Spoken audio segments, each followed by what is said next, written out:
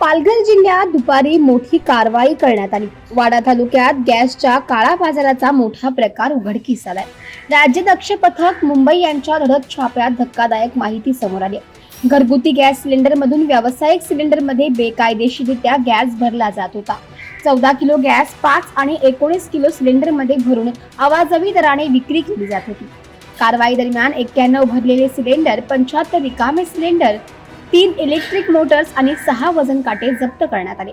या प्रकरणी देवाशंकर पवार, धनराज माखणे, कैलास राठोड, प्रवीण पवार यांच्यासह इतरांवर गुन्हा दाखल करण्यात आला. मुसारणे परिसरातील हा काळा बाजार गेल्या 2 महिन्यांपासून सुरू असल्याची माहिती समोर येते.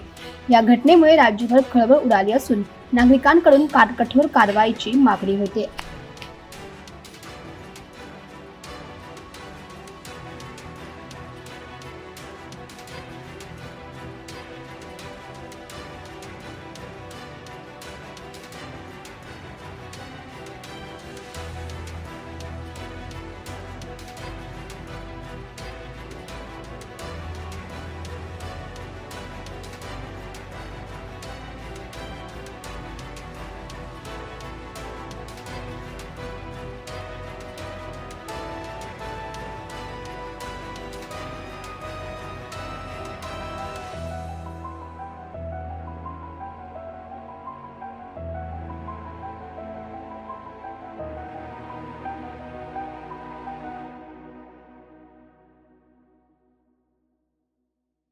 माननीय नियंत्रक शिदा पटक मुंबई यांना खाजगी आणि गुप्त माहिती मिळाली होती की इथे सिलेंडरचा काळा बाजार चालतो.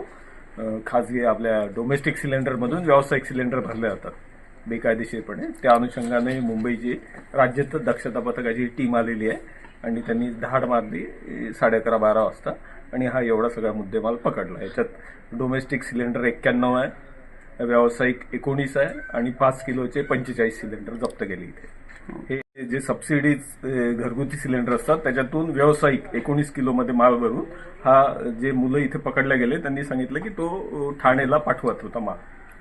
जे सबसिडीज घरगुती सिलेंडर असतात त्याच्यातून व्यावसायिक 19 किलोमध्ये माल भरून हा जे मुलं इथे पकडले गेले त्यांनी सांगितलं की तो ठाणेला पाठवत होता माल.